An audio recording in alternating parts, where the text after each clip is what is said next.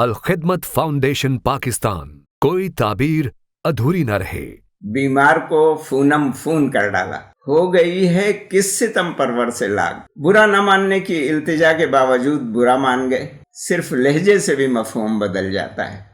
مختلف چیزوں کے ملنے ہی کو امتزاج کہتے ہیں۔ نہیں معلوم ایک مدت سے قاصد حال کچھ وہاں کا، مزاج اچھا تو ہے یادش بخیر اس آفت جاں کا۔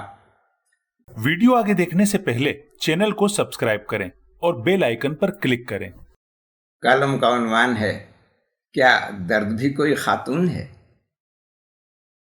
کچھ دن گزرتے ہیں کہ ہم علالت کا شکار ہو کر خانہ نشین ہو گئے۔ احباب کو تشویش ہوئی، بیمار کو فونم فون کر ڈالا۔ ایک عزیز نے مزاج پرسی کی، حضرت کہاں غائب ہیں؟ مزاج تو اچھے ہیں۔ عرض کیا حضور، مزاج تو واحد ہے، آپ نے جمع کا صیغہ استعمال کر کے مزاج ہی برہم کر دیا۔ داغ سے دلیل لیجئے۔ وہ بھی اسی تشویش میں مبتلا تھے۔ نہیں معلوم ایک مدت سے قاصد حال کچھ وہاں کا، مزاج اچھا تو ہے یادش بخیر اس آفت جاں کا۔ داغ ہی پر بس نہیں، ناسخ بھی یہی کہتے ہیں کہ حضرت دل کیوں مزاج اچھا تو ہے، ہو گئی ہے کس ستم پرور سے لاگ۔ خیر برا نہ مانیے، آپ ہی نہیں، اکثر لوگ یہی پوچھتے ہیں کہ کیسے مزاج ہیں جناب، سو اب اس کو جائز ہی سمجھنا چاہیے۔ برا نہ ماننے کی التجا کے باوجود برا مان گئے۔ کہنے لگے صاحب، ہم نے تو مزاج پرسی کے لیے فون کیا تھا، آپ ہمیں اردو پڑھانے لگے۔ ویسے مزاج پرسی کرنا یا مزاج پوچھ لینا طنزاً بھی استعمال ہوتا ہے، مزاج درست کر دینے کے معنوں میں۔ مولانا ماہر القادری کہتے ہیں، شکریہ پرسش احوال کا، لیکن اے دوست صرف لہجے سے بھی مفہوم بدل جاتا ہے۔ مزاج کا معروف مطلب تو انسان کی طبیعت، کیفیت یا صحت کا حال ہے، جس کی جمع امزجہ ہے، مگر اطباء کی اصطلاح میں مزاج وہ کیفیت ہے جو انسانی جسم میں مختلف چیزوں کے ملنے سے پیدا ہو۔ مختلف چیزوں کے ملنے ہی کو امتزاج کہتے ہیں۔ وہ چیزیں جن کے ملنے سے انسانی مزاج بنتا ہے طب یونانی میں خلط کہلاتی ہیں، اور ان کی جمع اخلاط ہے۔ ملنے کے عمل کو اختلاط کہا جاتا ہے۔ اگر کئی چیزیں بے ترتیبی سے باہم مل جائیں یا گڈمڈ ہو جائیں تو اس صورتحال کو خلط ملط ہو جانا کہتے ہیں۔ مثلا تمام کاغذات خلط ملط ہو گئے۔ مزاج بنانے والے اجزاء کا نام طبیب صاحبان نے صفرا، سودا، بلغم اور خون رکھا ہے۔ ان کے توازن سے صحت قائم رہتی ہے، اور انہی کا توازن بگڑ جانے سے مزاج برہم ہو جاتا ہے۔ جس شخص کے جسم میں صفرا یعنی زرد رنگ کے مادے کا تناسب بڑھ جائے وہ صفراوی مزاج کا حامل کہلاتا ہے، اور جس کے جسم میں سودا یعنی سیاہ رنگ کے مادے کا تناسب زیادہ ہو وہ سودائی مزاج رکھتا ہے۔ اسی طرح بلغمی مزاج کے اور سب سے خطرناک خونی مزاج کے لوگ ہوتے ہیں، ان کی مزاج پرسی ذرا فاصلے ہی سے کرنی چاہیے۔ دلچسپ قصہ تو یہ ہوا کہ اسی ضمن میں الاستاذ خلیل الرحمن چشتی صاحب کا فون بھی آ گیا، اور سچ پوچھئے تو سچی مزاج پرسی آپ ہی نے کی۔ بعد سلام مسنون کے استفسار فرمایا، حاتب بھائی کیا ہو گیا؟ عرض کیا 2 دن سے درد شقیقہ میں مبتلا ہوں۔ سنتے ہی برہم ہو گئے، کہنے لگے حاتب بھائی کیا درد بھی کوئی خاتون ہے جو آپ نے اس عفیفہ کے ساتھ شقیقہ کی صفت لگا ڈالی۔ تکلیف شقیقہ تو ہو سکتی ہے، لیکن درد کو شقیق ہی ہونا چاہیے۔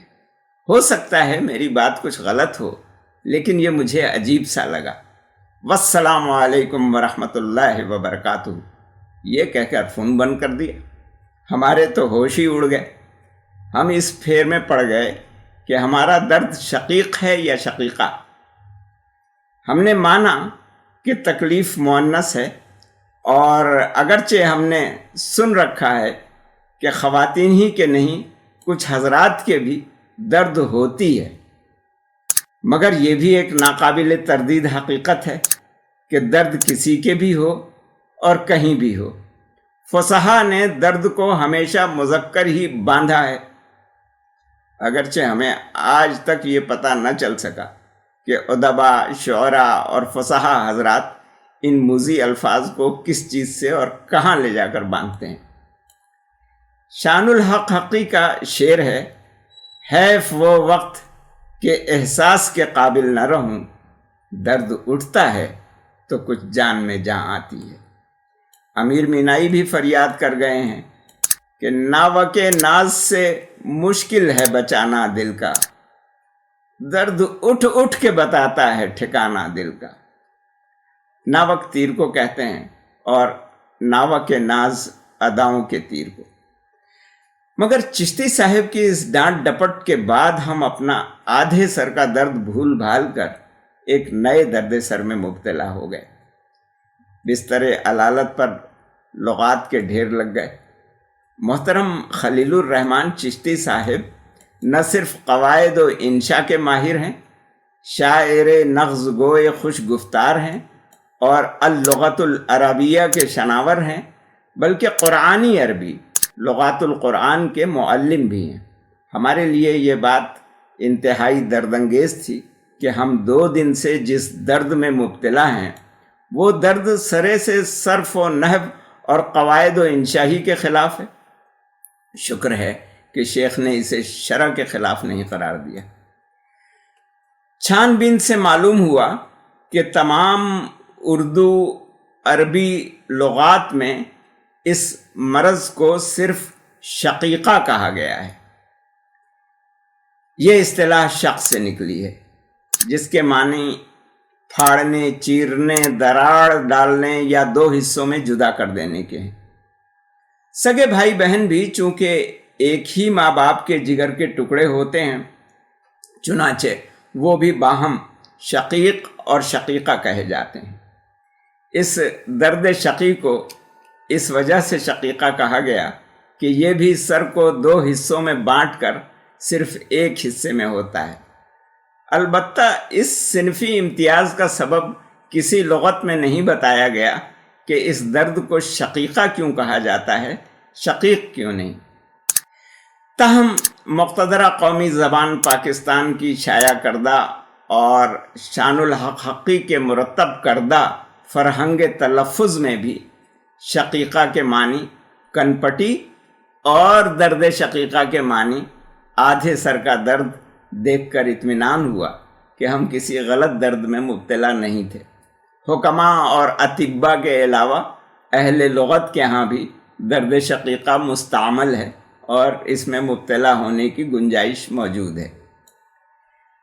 ہمارے مطبوعہ ذرائع ابلاغ پر لکھی جانے والی اور ہمارے برقی ذرائع ابلاغ سے بولی جانے والی قومی زبان میں جو آدھے سے زیادہ بدیسی زبان استعمال ہوتی ہے، اس کو سہنا بھی آدھے سر کا درد سہنے سے کم نہیں۔ ایک اردو اخبار میں ایک خبر کی سرخی میں یہ فقرہ پڑھا کہ ہائی کورٹ نے کیس ڈسمس کر دیا۔ اس فقرے میں صرف نے اور کر دیا مجبوراً استعمال کیا گیا ہے، باقی درد شقیقہ ہے۔ اگر یہی جملہ یوں تحریر کیا گیا ہوتا کہ عدالت عالیہ نے مقدمہ خارج کر دیا، تو شاید مقدمے کے انجام پر تو کوئی فرق نہ پڑتا، البتہ خبر نگار اور مدیر اخبار کی اردو زبان سے واقفیت جس انجام کو پہنچ رہی ہے، اس کا رونا رونے سے بچا جا سکتا تھا، اور جملے میں اردو کا حسن بھی آ جاتا۔ اردو زبان کا رونا رونے کا کام تو الحمدللہ بہت سے لوگ کر رہے ہیں، مگر ہم نے یہ دردناک کام ہنس ہنس کر کرنے کا بیڑا اٹھا لیا ہے۔ صرف آہو فغاں سے تو حالات بدلتے ہیں نہ لوگ۔ اوپر ہم نے درد کے موضوع پر شان الحق حقی مرحوم کا ایک شعر پڑھا ہے۔ محولہ شعر جس غزل کا ہے، جی چاہتا ہے کہ اس کا شاندار مطلب بھی آپ کو سنا دیا جائے کہ حسب حال ہے۔ حقی صاحب مرحوم کا دعویٰ بلکہ دعوت عام ہے کہ کس طرح لب پہ ہنسی بن کے فغاں آتی ہے، مجھ سے پوچھو مجھے پھولوں کی زباں آتی ہے۔